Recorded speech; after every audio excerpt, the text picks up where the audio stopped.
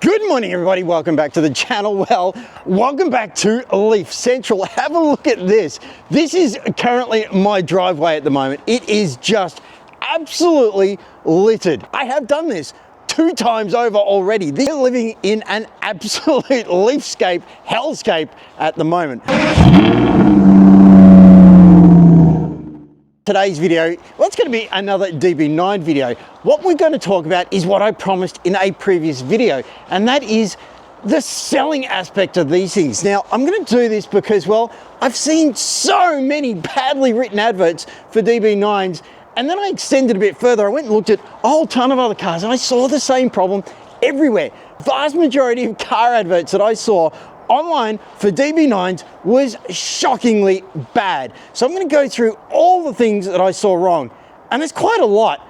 I'm also going to break it down and put it into a little series one by one. This video is going to hopefully cover, well, most of them in a bit more detail. And we're going to get through why I rejected so many DB9s and chose this one, which was more expensive. Why did I choose this one over other ones? And well, the advert was a big part of that. Let me explain, let's get into this. Let me show you all the problems I saw with adverts for the DB9 and a whole ton of other cars which you can apply it to. Let's get into this, let's go. Let's begin with the single most important thing there is, price. Specifically, market price. What do I mean by market price? Well, market price is the generally accepted price in the market of your car. It is not your price. It is not what someone else thinks is the price. It is what is on the market. Don't go on social media and start asking people what you think your car is worth, because you will never, ever get a fair and honest answer. Anyone who tells you your car is worth so-and-so, well, they're compromised. They are telling you what they think. It is no different from you simply picking a number out of the blue and thinking you know what your car is worth.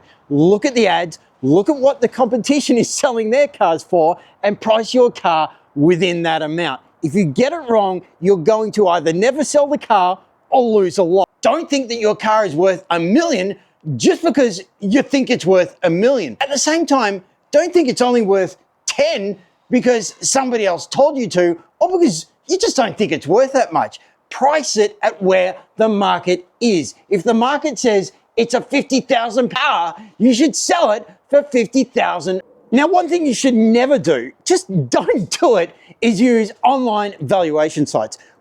You all know the ones I'm talking about. It's where you go to a website, you put in a registration or something else from your car, and it gives you back a value. These are the worst places to get a value for your car, because all they do is find the lowest trade value that they can get away with. And that's what they're going to offer you. They're going to buy your car from a very low value and then sell it on even more. Here in the UK, we have a notorious, very large website which will buy your car from you, and they will in many cases only offer you 40% of what your car is worth. They then sell it on, in some cases, the same day for the market price. There is, however, a great deal of value in knowing the trade valuation if you're buying a car. But since we're talking about selling here, never use online trade valuations to come up with the market price for your car. You're going to sell it at a huge loss. So just don't do it. Next up, and this is a point that I really didn't want to include, and I shouldn't have to include, but I saw so many cars with this one problem, it was just ridiculous. And that problem is very simple, very obvious, and that is if you've got finance owing on your car, you need to declare it. You cannot put a car on sale which has finance owing on it. Now, there may be some very rare exceptions, but for the most part, if you've got finance owing on your car, it's not your car. You're selling someone else's without their permission. Now, I'm not going to get into the legal implications of that, but it is an absolute nightmare. And even if you're kind of okay with it, even if you've worked out a way to do it legitimately, nightmare of not declaring finance on your car, buyers will find out one way or another, be it before or after they buy the car. Buyers will find out, and if you've got it all wrong, you'll end up with a solicitor's letter and possibly a lot worse coming your way. Sort it out and disclose it. Now, on to the next point, and this is another very obvious one, very similar to finance, and yet I saw mistakes for it everywhere on all sorts of adverts.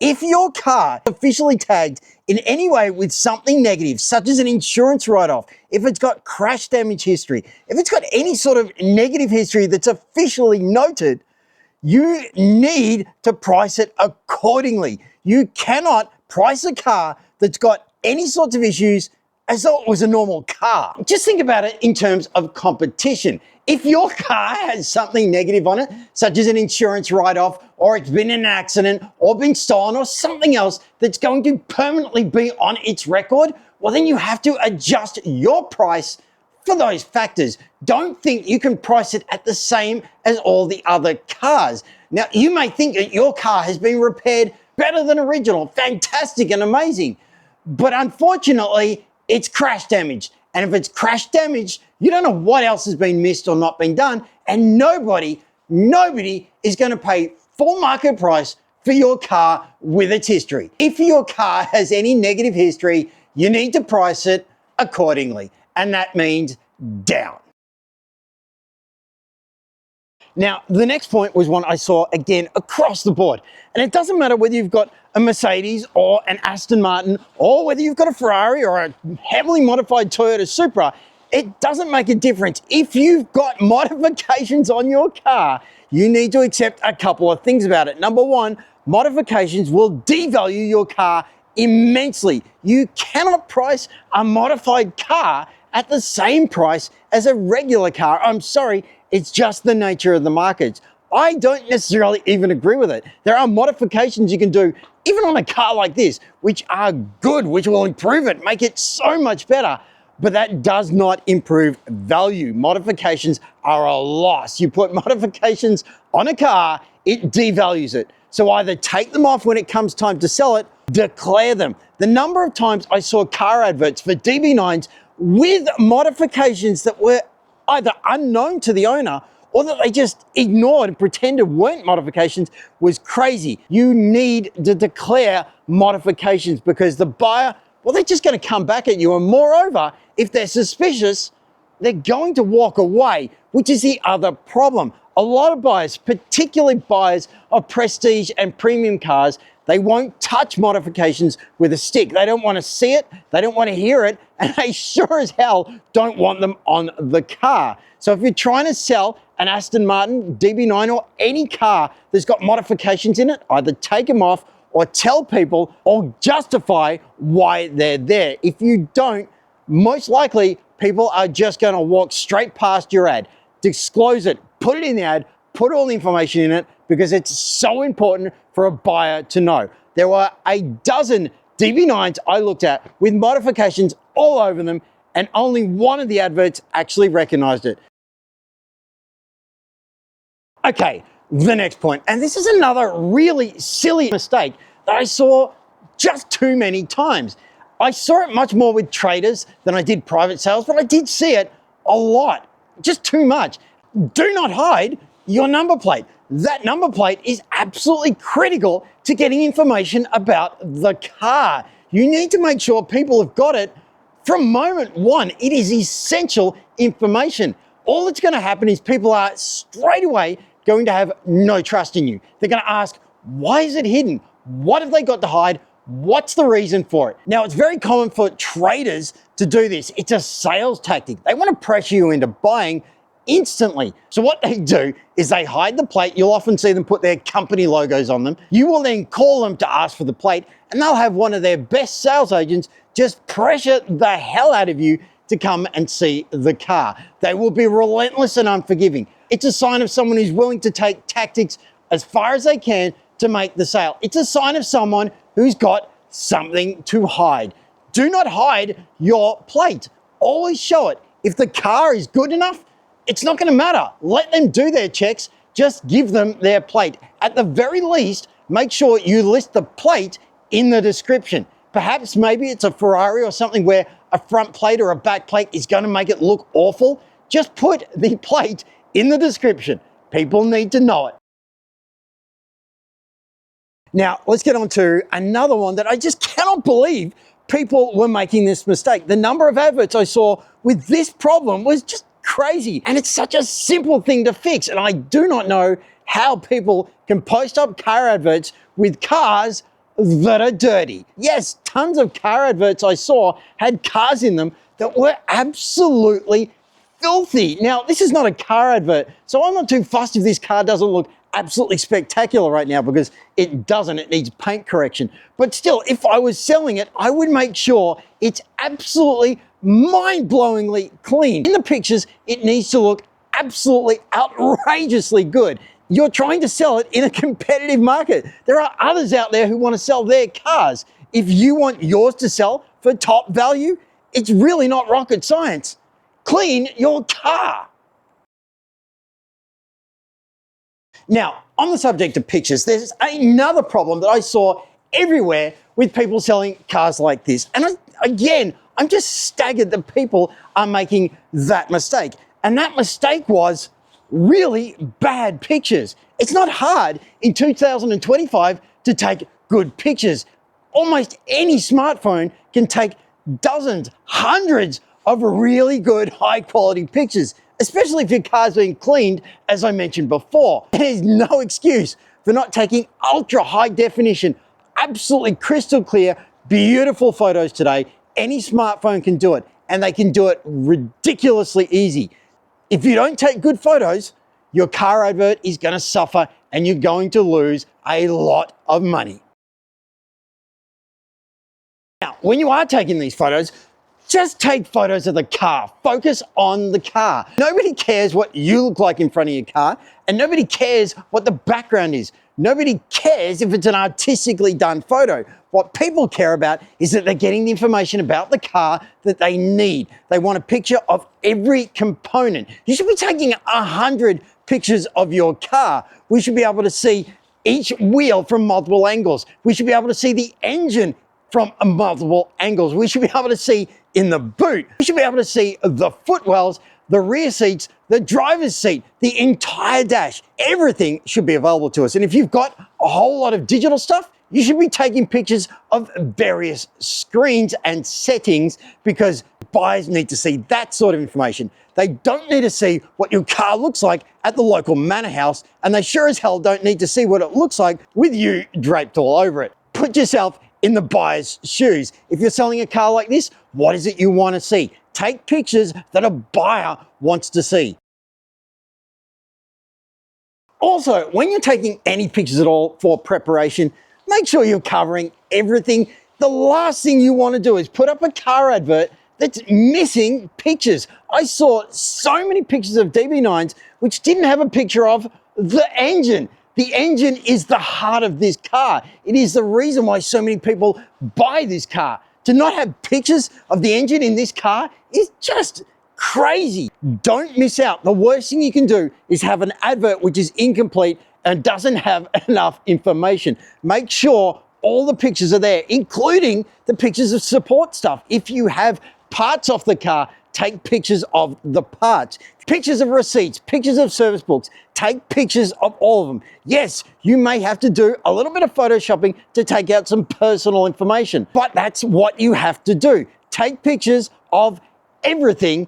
Don't leave any pictures missing out. Next up, videos. It is 2025. Everyone has at least access to a smartphone. And if you can't do a video on your car in preparation for sale, you are missing out massively. It can give you an advantage because so many people aren't doing it, and yet it is so easy. Get out your phone, set it to the highest quality settings you can get, and get a video done. And video the whole thing. Make sure you're including the engine running. Get video of the whole thing in high quality. And again, make sure it's focused on the car, not the people, not the surroundings. And of course, let's state the obvious, make sure you're doing it in a clear, well-lit environment. Okay, now we get into the arena of descriptions, because my God, were so many terrible. The simple reality is when you're writing a description for this car, it needs to have everything in it. So in your car adverts description, it should be complete and just be full of everything a buyer wants to read. If you're only going to write 2 words, for sale and a phone number, it's useless. You want to put all the information into the advert. Yes, it's a little bit of writing, and yes, you have to do a little bit of work, but that will pay off in values. Write a full and complete description for your car. Also, when you're writing your description for your car advert, don't write nonsense. Don't put any garbage into it. Don't put lies into it. Don't embellish. Just put facts, straight and simple facts. Lots of them.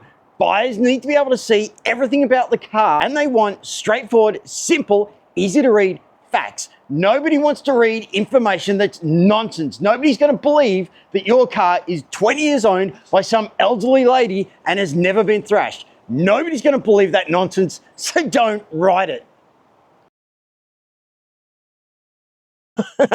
Also, when you're writing a car advert description, make sure you come across as very professional.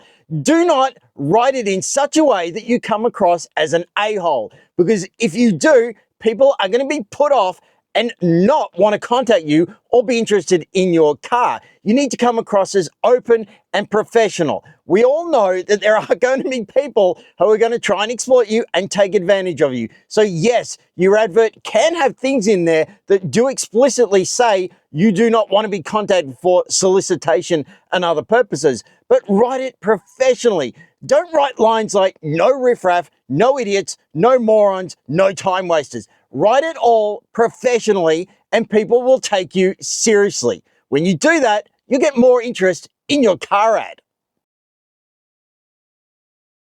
Also, when you're writing your advert, don't try and be too intellectual. Don't try and be too highbrow. Keep it straightforward and easy so that everyone can understand it. You're going to use weird abbreviations, weird names, and weird terminology.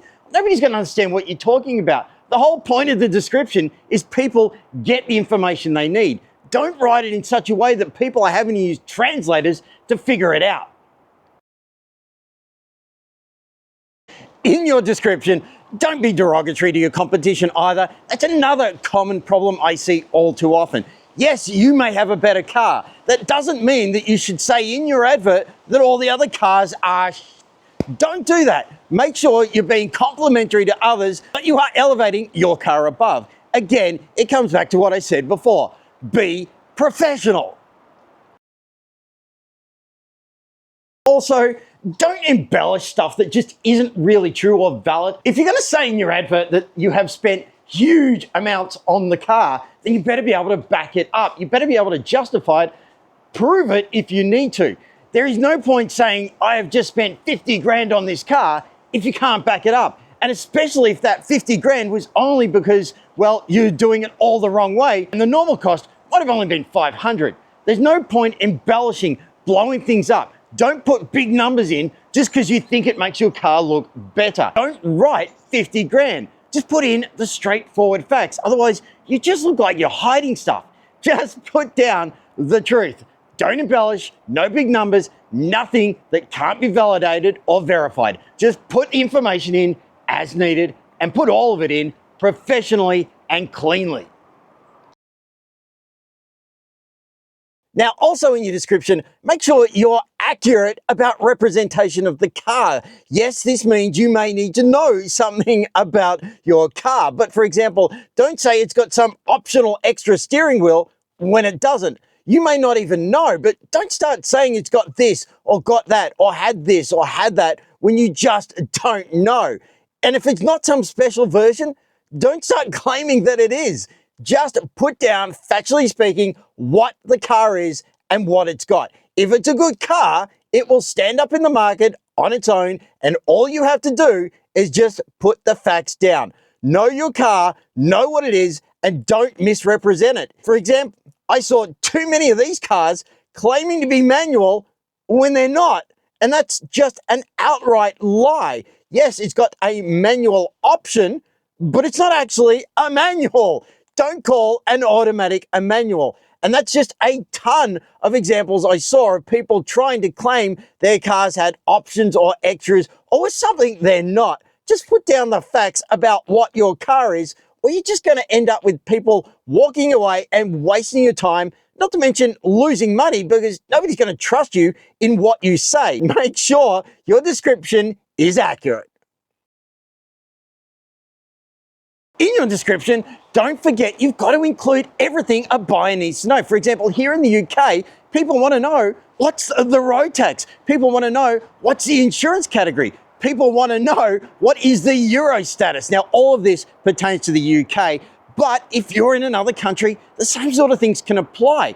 If you've got things you need to tell buyers about your car, make sure you're putting it in your advert. Nobody wants to load up an advert that's got no information in it. It might not be about the car, but it's still important and buyers need to know. Next up, contact details. It's hard to believe that people get this wrong and so confusing for people. The simple fact is, if you're going to put contact details in your advert, make sure they're legitimate. People don't want to be calling some weird number that diverts to something else. People don't want to be seeing an address that's in the middle of nowhere meeting point that doesn't have a house or a place associated to it. You've got to make sure you've got some legitimate details. If you're a private buyer, there should be a fairly straightforward email and a straightforward phone number. If you're a trader, you should have the same and a business address. It really isn't hard to put down correct contact details. In a ton of DB9 adverts, I saw some weird phone numbers and some weird addresses, and both from businesses and private buyers. And I can tell you right now, that is massively off-putting when I look at a phone number that literally can't be anything but international, or an address that's in the middle of absolutely nowhere. I'm not going to go to those places and I'm not going to call those weird numbers. So get your contact details correct and you may just get more contact. As I mentioned much earlier on, these cars don't sell very quickly. That's normal that it may take 2 to 3 or even 6 months to sell a car like this. That's perfectly normal, but what happens is the ad gets old and it gets stale. And when people start seeing old ads, they start getting suspicious and they're not interested anymore. So what happens is a car like this gets listed up and it might go for 2 or 3 months, and then the age of the advert begins to hurt itself. It literally will not get the attention because the advert is old. You need to refresh the advert. That means taking more new pictures, change it up, rewrite the description, rewrite the advert, change things up. You want to make it very clear that the car is still for sale and that the advert is still fresh. You want to see changes in it. In some cases, you may be able to take the advert down and then put it back up again. Strongly recommend doing this to some of those adverts that I saw that were 3-year-old adverts. If you've not changed anything and nothing's different from the day you listed it and it's 3 years later, it's not going to sell. I'm going to go back a little bit to social media. You may want to sell your car on social media, and that's fine, but you do need to be very cautious in how you do it. If you're going to put a car like this on social media, well, just think about how it appears, because many of those marketplaces, unfortunately, are notorious for fraud and scam and all sorts of deceptions. So if your car is only listed there, people are going to be instantly suspicious and ask, well, if it's such a good car, why isn't it on a proper car sales website?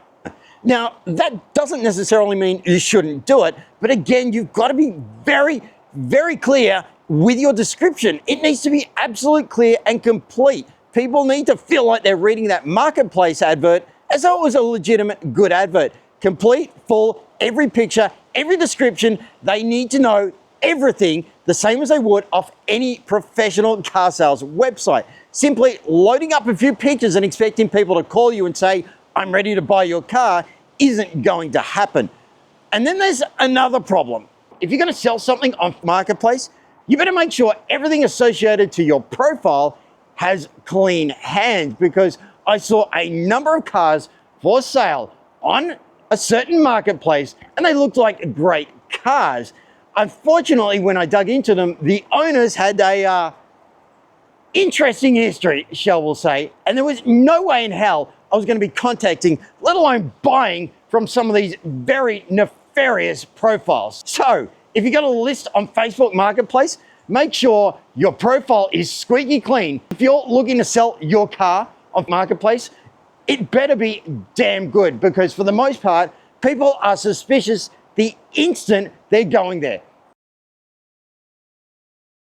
Now, if you do decide to post up your car advert on social media, well, I cannot stress enough that you should turn off comments. Do not allow comments on your car advert, because they will simply be hijacked every single time. Social media is full of people who have no interest whatsoever in assisting you, and in fact, they actually get off in making sure you fail. So if you list your car advert up, all you're gonna see is negative comments. All you're gonna see is hate, and all it takes is one or two to compromise your advert. Make sure you've got no comments on, or you will be fighting an uphill battle that you will almost always lose, because the trolls will not stop.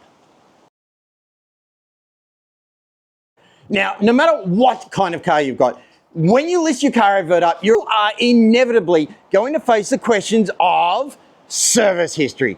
And this is a big one, particularly with prestige cars like this. You better have the answers, because you're going to be asked so many questions about it. No matter what you do, it's going to be a pretty high pressure question. People will dig into it, and some people will never let go of it. You need to really have all the answers for your service history. Now, many buyers will almost demand full service history, and they're going to really stick it to you as to why that's not been complete. So you need to have good answers for that. In reality, the truth is, sometimes there are very good answers for that. You can justify why certain things have been skipped, or why it's not got full service history, or explain why you've done things yourself. There are many good reasons. Just make sure you're prepared when those questions come in, because if you're listing up full service history and it doesn't actually have that, you are going to get crucified. Don't pretend this thing's got service history when it doesn't. You have to be able to prove what you say. So when somebody says, does this have full service history from the manufacturer, you want to be able to justify both in your description and your response exactly what's going on, so that it's undisputable. You don't want to leave any questions or gaps that could come back at you, because when it comes to service history, believe me, especially with cars like this, the buyers are nuts. On the same note, remember, buyers are going to dig into everything, and you need to justify anything that they can find out. So for example, all of your MOT history for your car, if it's not brilliant, you better make sure you can explain why it wasn't brilliant and why it's not going to be a problem for them. If the car has had 10 plus owners, you better be able to justify and explain why. Because if you can't justify and explain any of this, then there's only one outcome, and that is the price comes down. And the more you can't explain, the more problems there are, the more the price comes down. So make sure you've covered everything. You should make sure that every response you have, every description you've written, everything you know about the car is on point, so that you can explain everything, because buyers will dig into everything. Now, when it comes to prestige cars like this, what often happens is they have some problems that get overhyped and blown out of proportion.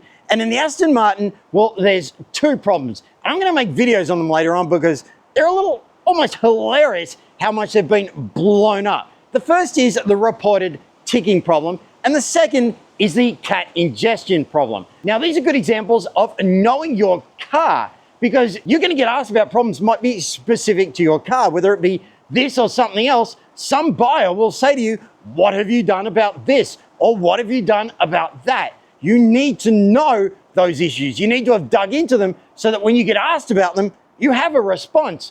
You don't want to be having a buyer sitting there asking tough questions and having no answers, because guess what? Your price is just going to go down again. Justify, explain everything, show how you've cared for the car, show how you understand the car, and justify why you don't believe there's problems with your car. Now, your car may have had to have repairs, sometimes just minor repairs, sometimes major repairs. What you need to make sure of is that you can supply all the information a buyer might need about the repairs that were done, how they were done, everything about them that you can. Sometimes you might not have much, but you want to be able to give the buyer everything you possibly can. You want to be transparent. The buyer needs to think, yes, they've done everything they could. I've got all the information I could. I've got all the answers I need. Now, another very common problem on just far too many ads that is a major turnoff for buyers is when you list the car as having a problem that is an easy fix for the buyer after they've bought it. This is ridiculous nonsense. Do not do this. Do not list your car up with faults and saying that it's an easy fix for the buyer, because the buyer is just going to think, well, if it's an easy fix, why haven't you done it? Because nobody's going to believe you. If you say this car has a minor issue and it's an easy fix for the buyer, you come across as a straight up liar, because if it was, you would have done it already. So if your car has a problem, explain why you haven't fixed it and explain what you think needs to be done and fully justify that. Because if you can't, you're just going to be seen as a liar. You're going to have trouble selling the car, and guess what? The price is going down. And with all that said and done, hopefully now you've got a better idea how to write a car advert, because, well, just so many people kept getting all of this wrong. You just need to make sure that your advert is good. If you do use this information, you'll have a big advantage in the marketplace at getting more for your car, because as you can see from all parts of this video, there are so many people that write their ads so badly wrong. Now, there is a lot more I could have gone into here, but we would be here for hours and hours. Hopefully this covers all the main things that you need to know. You need to make sure that your car is best presented for sale and making sure that all the information goes to the buyers that they need. If your car is prepared and your advert is written well and you have shown that you are very transparent, then you have the best chance at getting the highest amount of money. Not to mention, it will give you the confidence to stick to the amount that you're asking for. If you're asking for high price and a buyer just comes in and destroys you because your advert is terrible and your transparency is terrible and you can't answer any questions, then the chances are you won't sell, or you'll sell for nowhere near that high amount you're asking for. So get it right and gets you the best price for what your car is worth. So coming up, we've got some parts on order for this car. There's some very minor cosmetic little bits and pieces that we need to fix on this. So I'm going to go through a video of the full review of this car and everything that's broken on it and how I'm fixing it, because I've actually had to do one fix already. I've got it for the video, I just haven't put on. We'll do it in an upcoming video. We've also got videos of the Supra, because that's a disaster. My God, the Supra is just a disaster. We'll get back to that. The Mark IV Supra is a pain, and I'm not looking forward to it, but there's going to have to be work on it, and that'll result in videos. So this car to be the car. We've got rallies, we've got runs, we've got tours, we've got shows, and the work to bring the garage all up to speed, not to mention some Mercedes-Benz Club stuff we're going to do with this car. So there's bits and pieces going on. Hopefully I'll be able to get you some good videos coming up soon of actually driving this car, because I've only done a little bit in it so far. I've only done about 200 or 300 miles, a lot more to go yet. I'm going to get some videos on that. We're going to move away from standing in front of it to hopefully driving it.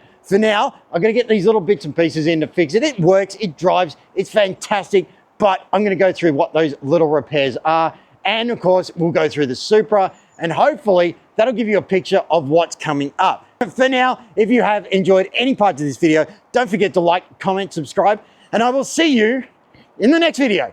Simon out.